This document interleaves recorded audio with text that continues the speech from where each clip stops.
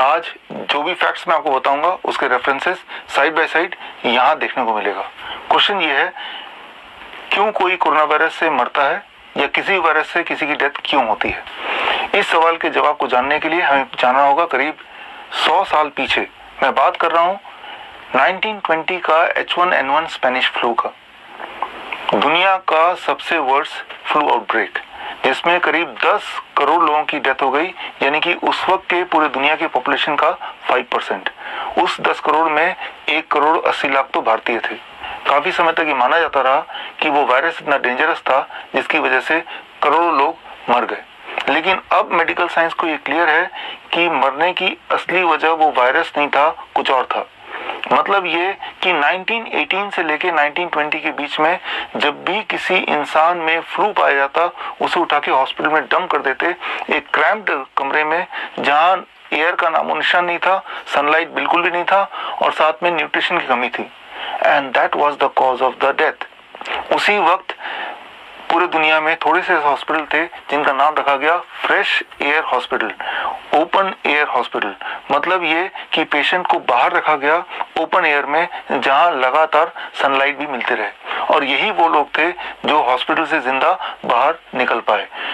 तो उस समय के एग्जाम्पल को आज के कॉन्टेक्स्ट में अगर हम देखें तो आज जब भी किसी इंसान में कोरोना वायरस डिटेक्ट होता है या डायग्नोस होता है, उसे इमीडिएटली क्वारंटाइन कर देते हैं। क्वारंटाइन का मतलब उसे एक ऐसी जगह रख देते हैं जहां फ्रेश एयर से कट ऑफ हो जाता है और सनलाइट का नामो निशान नहीं रहता, और ऊपर से खाने के नाम पे प्रोसेस्ड फूड है, पैक्ड फूड है, कुक्ड फूड है, यानी वो पेट तो भर सकता है लेकिन न्यूट्रिशन ऑलमोस्ट नेग्लिजिबल। ऐसे में पेशेंट की जो रिकवरी के चांसेस हैं वो कम हो जाते हैं, यानी कि लंबा समय लगता है। और साथ ही में अगर पेशेंट में पहले से ही कोई बीमारी है, जैसे डायबिटीज हो या हार्ट डिजीज हो या किडनी फेलियर हो या हाई ब्लड प्रेशर का पेशेंट ऑलरेडी हो, और ऊपर से अगर उसको एंटी मलेरियन ड्रग साथ में एंटीबायोटिक दे दिया जाए, तो ये दोनों दवाइयों की हिस्ट्री है पिछले 40 साल में हजारों बार साबित हो चुका है।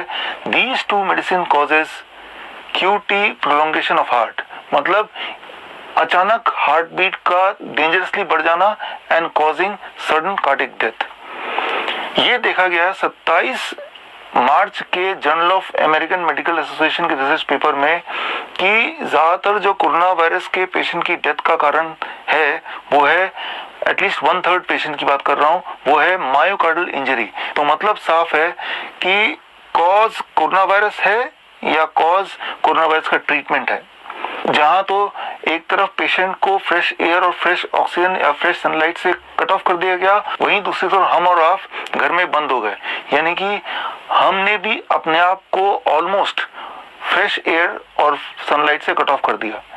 एयर और सनलाइट भगवान का दिया हुआ दो दुनिया का सबसे बड़ा एंटीवायरल है, और ये एंटीवायरल ही नहीं, एयर और सनलाइट हमारी इम्यूनिटी को भी बूस्ट करने का सबसे बड़ा इंपॉर्टेंट रोल प्ले करता है।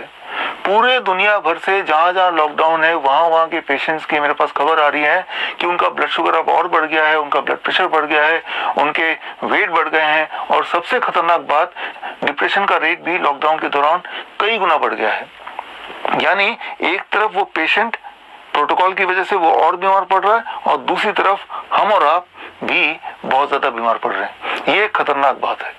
अब इससे बाहर कैसे निकला जाए, इस सवाल के जवाब को जानने के लिए मैंने पिछले 100 साल के रिसर्च पेपर को खंगाले, और उसमें से मुझे मिले 167 इंपॉर्टेंट रेलेवेंट रिसर्च पेपर। उन सारे रिसर्च पेपर को पढ़ने के बाद मैंने निचोड़ा और मुझे मिला 3 स्टेप प्रोटोकॉल। ये 3 स्टेप प्रोटोकॉल पिछले 4 साल से मैं लोगों को अलग अलग जरिए से बता रहा हूँ, और आप में से हजारों लोग ऐसे हैं जिन्होंने H1N1 के टाइम पे, डेंगू के टाइम पे, चिकनगुनिया के टाइम पे या इन्फ्लुएंजा जैसे कोई और फ्लू के टाइम पे ये 3 स्टेप प्रोटोकॉल यूज किया और हजारों बार अपने आप को ठीक किया। आप में से अगर वो लोग हैं जो जिन्होंने पास्ट में 3 स्टेप प्रोटोकॉल फॉलो करके अपने आप को ठीक किया, तो आप बाकी लोगों के एनकरेजमेंट के लिए वीडियो बनाइए और मुझे भेजिए ताकि मैं उनको दिखा पाऊं, या फिर आप कमेंट में जाके अपना टेस्टिमोनियल दीजिए ताकि उनको एनकरेजमेंट मिले। और अगर आप सीखना चाहते हैं वो 3 स्टेप प्रोटोकॉल, तो स्क्रीन पे दिए हुए लिंक में जाके एक वीडियो देखिए। वीडियो का नाम है only truth can save the Mankind. आपको पता चल जाएगा किसी भी वायरस से बाहर निकलना बहुत ही आसान हो सकता है अगर आपको मेथड पता है, अगर आपको राइट नॉलेज है। आप में से वो लोग जो बहुत गहराई में जाके इसको समझना चाहते हैं, तो उनके लिए world health day that is 7 अप्रैल को मैंने किताब लॉन्च की थी, मेरी किताब जिसका नाम है corona the scandal of the millennium. ये 1000 पेज की किताब है और इस किताब में वो सारे रेफरेंसेस, पूरे के पूरे रिसर्च पेपर्स हैं जिसको पढ़कर आप समझ जाएंगे that the power is in knowledge. अगर नॉलेज सही हो तो आपके मन से डर भाग सकता है, क्योंकि तब आपको पता चल जाएगा किसी भी वायरस से लड़ने के लिए ये जो नॉलेज है वो काफी है, जिससे हम किसी वायरस से जीत हासिल कर सकते हैं। तो आप में से वो लोग जो मेरी बात से सहमत हैं कि ये नॉलेज लोगों तक पहुंचनी चाहिए, तो इस वीडियो के माध्यम से मैं आज लॉन्च कर रहा हूं a forum called end of illness. तो अगर आप उनमें से हैं जो सोचते हैं कि इस टीम का हिस्सा बन सकते हैं, तो स्क्रीन पे दिए हुए ईमेल आईडी में जाके आप अपने बारे में लिखिए और मुझे बताइए। ये ईमेल मैं खुद पढ़ूंगा और मैं खुद आपको जवाब दूंगा। भविष्य में ये टीम काम करेगी ताकि हम लोगों को फ्री कर पाए, आजाद कर पाए हर तरह के वायरस से। देखिए, आज कोरोना आया है, कल हंटा भी चल दिया है, वो कल भी आएगा। क्वारंटाइन करना, लॉकडाउन करना एक टेम्पररी सोल्यूशन हो सकता है, लेकिन परमानेंट क्योर कभी नहीं हो सकता है। एक तरफ तो घर में बंद होके लोग बीमार पे बीमार पड़ते जा रहे हैं, डेंजरसली इल होते जा रहे हैं, और दूसरी तरफ एक और डर कम से कम 1/3 इंडियन के दिमाग में है, दैट इज नौकरी जाने का डर। आंकड़े कहते हैं इकोनॉमिक टाइम्स के कि करीब 1/3 लोग, लगभग 30% लोगों की जॉब जाने वाली है। तो डिप्रेशन ऑलरेडी आ गया है, ऊपर से नौकरी जाने का डर, ये एक भयानक सिचुएशन है।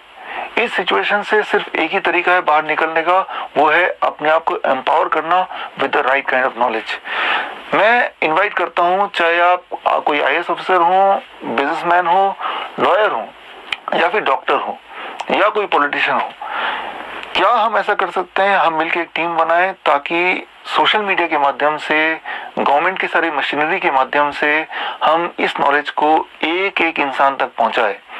और अगर हमने ऐसा कर दिया तो भविष्य में न जाने कितने वायरस और आएंगे, लेकिन हम सब इक्विप होंगे कि उस वक्त हम खुद अपना डॉक्टर कैसे बने, हम खुद अपना सोल्जर कैसे बने, हम खुद अपना इलाज कैसे करें। और अगर ऐसा हो गया तो अच्छे दिन एक बार फिर तो आएंगे ही, और हमेशा अच्छे दिन ही रहेंगे। इस उम्मीद के साथ ऑल द बेस्ट।